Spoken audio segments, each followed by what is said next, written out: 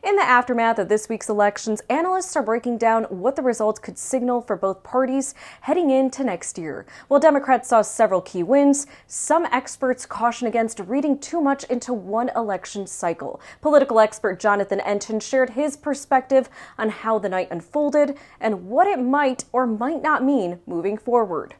Yesterday was a very good result for Democrats. They won the two governorships that were on the ballot, and they won both of them by fairly wide margins. In fact, the margin in New Jersey was much larger than the polls were suggesting it would be. One indication about how good a night it was for Democrats in Virginia is that not only did the Democratic candidate for governor win by 15 points, and of course, the redistricting amendment in California won by a lopsided margin.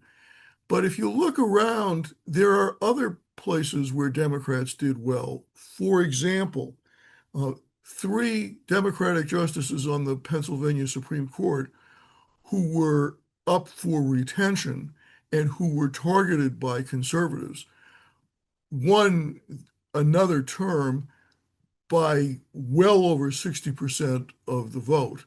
Uh, there were results in Georgia and Mississippi that were favorable to Democrats as well. So if you look at these things, you see that the Democrats did quite well. The Republicans did not have a great result.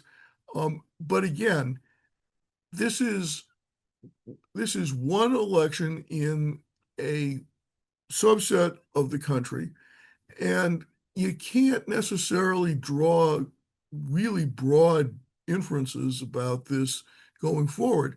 I mean, it's not like the Democrats had a unified message or they were all necessarily on the same page.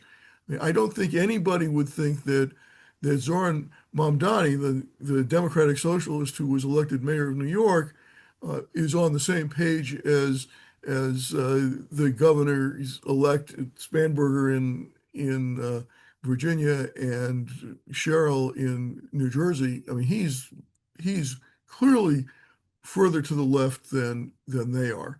Uh, what you can draw from this is maybe that there are a lot of folks who are not happy about where the country is right now.